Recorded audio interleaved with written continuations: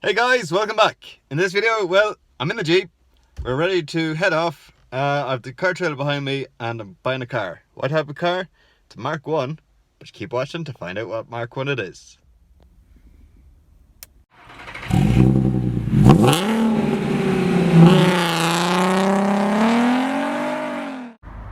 So guys, I bought a Mark 1 Audi TT.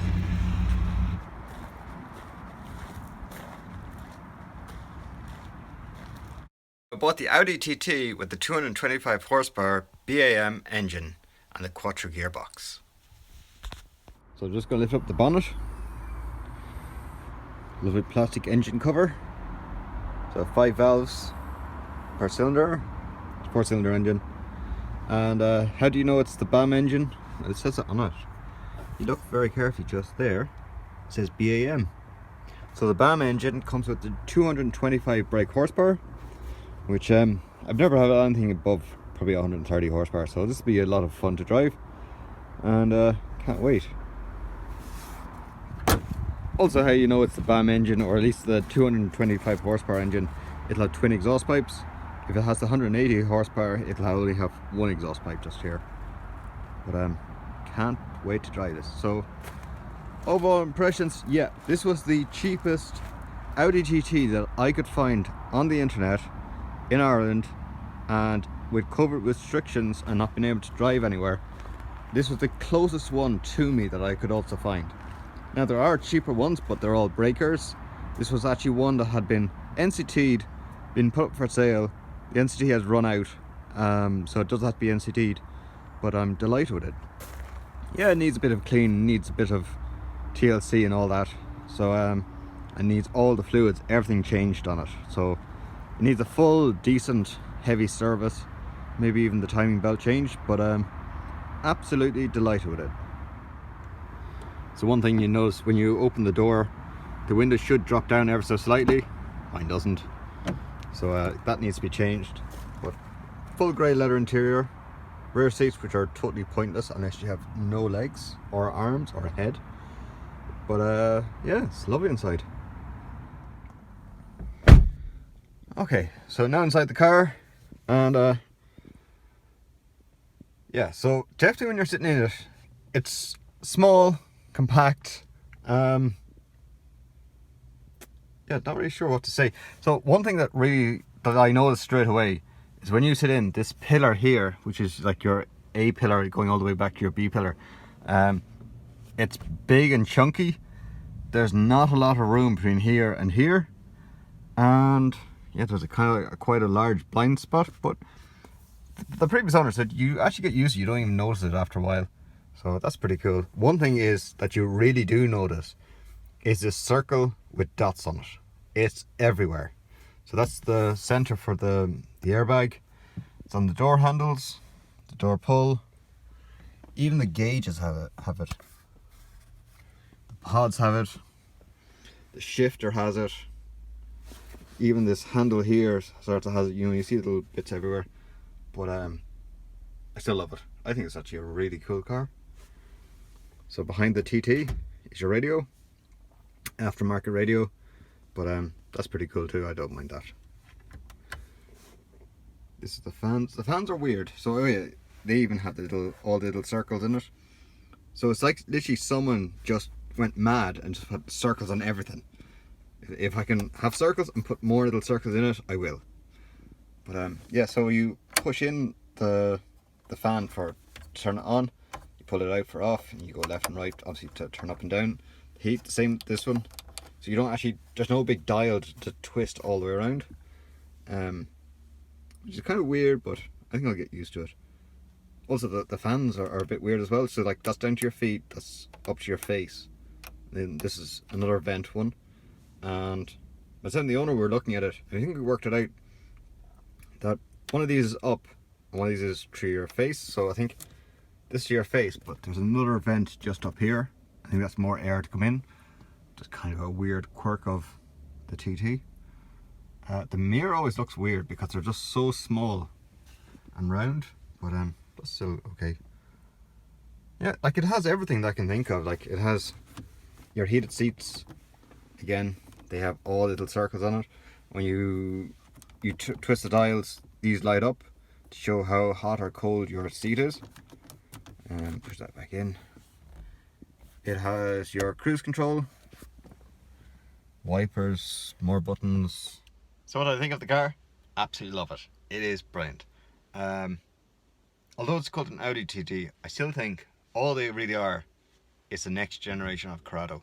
Because when you think of it, you have a Golf, and then the next one beyond the Golf was going to be the Corrado, and probably the same with the Audi's A4s. So like they're basically Golfs, and the next one above is going to be the TT. So you have the highest horsepower engine that seems to be the standard, quite a good high horsepower engine. They seem to have listened to every Corrado driver and said, make it 4-wheel drive. It's now Quattro, and yeah, it's 2-seaters. So the back, the cabin itself is actually smaller than a Corrado, which is, if you're in a Corrado, you think, how could they make this any smaller? But they have. So there's absolutely no room in the back seat. So I can't even sit, I'm not that tall, and I can't sit in the back seat and have the boot down. So that's how small it is. Also, you have no legs, no arms, and no head to actually fit, because I think it's there for tax reasons. So if you have 4 seats, it's lesser tax, so people are more likely to buy your product. Although if you're buying this car from brand new, probably paying the tax is probably the least of your worries. That's the last thing you have on your mind.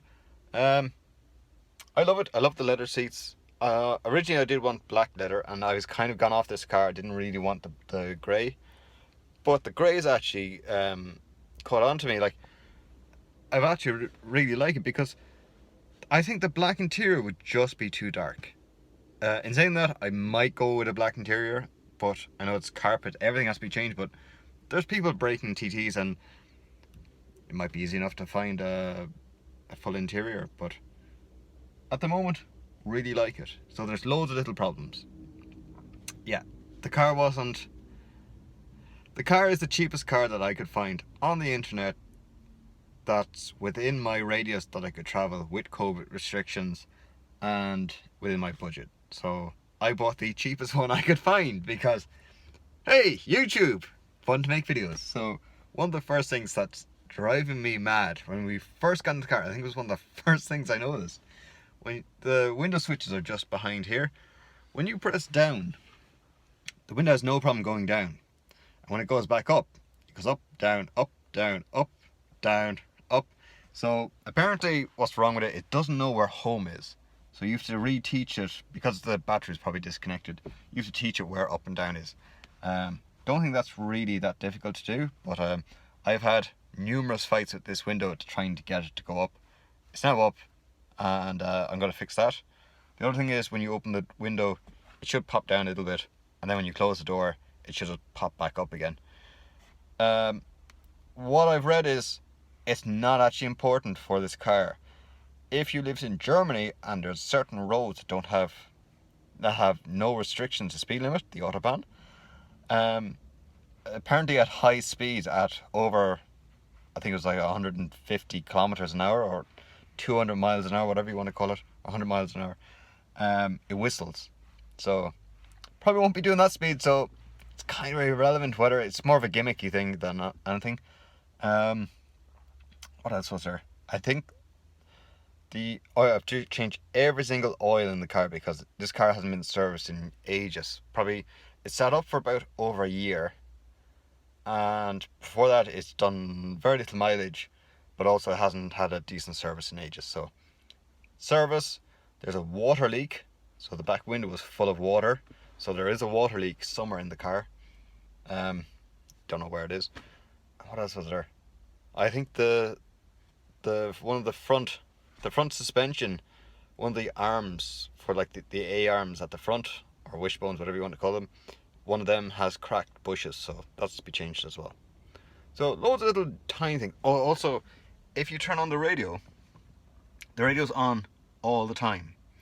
So at the moment we have it pulled out, but there's no way of turning the radio off, so that's the next thing I want to do. So when I pull the key out, I want the radio to be permanently off, and then obviously when I put the key back in, it can turn back on.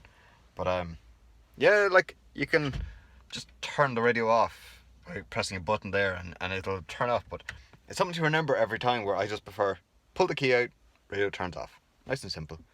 Yeah, I think overall, no sunroof, which is kind of a weird thing, but you have AC in the car as well, so that's nice. Yeah, the car just needs a really good detail. That's the other thing. Yeah, it needs a good detail and maybe a polish as well, just to bring that silver back up. It has scuffs, it has dings, but like, it's a 19-year-old car. Like, what was I expecting? But so far, like, I absolutely love it. Like, it's one thing to just, if you've never sat in a TT, and the one thing that hits you straight away, it's tiny. And the cab inside it is tiny. There is little to no room anywhere. Like, you know, you can reach over, you can touch the other door. That's me at the back seat. Like, you know, your hand, like, it's a small cockpit. It's not like a Passat that I'm used to, like, where you can like just throw stuff in the back or throw stuff in the boot. Even the boot is small. There's nothing big in this car. And I think that's where Volkswagen or VAG kind of fell badly with the TT. Like, they should have made the back end just a little bit bigger, and I think it would have been a better sell. I know that wasn't what the premise of the car was originally, that it was a concept car that they were kind of like, hey, maybe you should actually bring it to like market. A concept car that has like, they weren't really planning on doing, but yeah. Can't wait to drive it. So like I was saying, like, even the wing mirrors look like they're off a Corrado. Well, they're a bit cheaper made. You can see like the Volkswagen weren't going to go down the same route of making a very expensive car like they did with the Corrado. So yeah, these look a lot like Camaro, like the 70s Camaros and the Ford Mustangs. Mirrors, the cockpit kind of ends there, and then there's a boot. I think they should have just extended the back, just pull all that just back a little bit more, and had the back window finishing up here and had more of an angle. Yeah, I know you're kind of like designing another Corrado, but like, yeah, I still think that's what's wrong with this car. The other thing is, yeah, so the Mark 1 just has a spoiler. The Mark 2 came with a little pop-up wing, so more and more like Corrado. That's what I'm saying, they're basic Corrados, just with different badges. So yeah, absolutely delighted with my purchase. I know it was the cheapest one on the internet, so yeah, there's going to be like loads of probably little faults and little things to be done with it, but if you bought probably a more expensive one, you'd still probably end up doing the same amount of work anyway. Like, I'm going to give the car full service, so whether you bought an expensive car or the cheapest car on the internet, you're still going to give it service anyway, so oil is still the same price. So, definitely needs decent detail. Okay, let's get this off the trailer.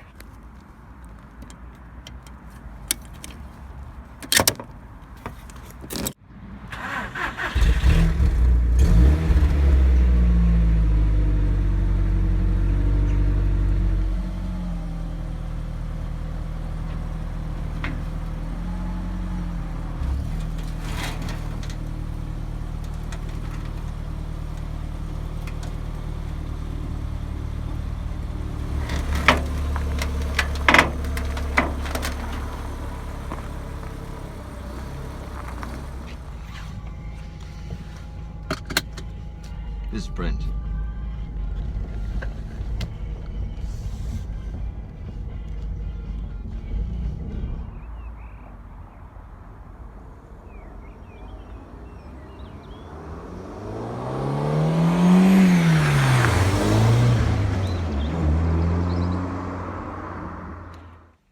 Hey guys, so thanks very much for watching. This is my first Audi TT and I am delighted with it. Absolutely love it. If you like these videos, please do rate, comment and subscribe. Tell me how to fix this car, or what do I need to know, what are the do's, what are the don'ts, all that kind of stuff. So if you do like this video, give it a thumbs up. Please do subscribe. Give me a comment. Do you think it's also like a Corrado, or do you think I am way off the ball or way off the mark? Yeah, any help fixing, building, whatever maintenance on a Corrado, or on a TT I should say, would always be greatly received. So if you like this video and you want to support me, you can buy me a virtual cup of coffee at buymeacoffee.com, link in the description below. Every bit helps, so hopefully I'm going to keep going with this car, get it through the NCT, which is a National Road Certificate, say that it's safe to drive, get my insurance, get everything ready, and hit the open road once COVID restrictions lift. So, as always, thanks very much for watching. Please do subscribe, and I'll see you next time.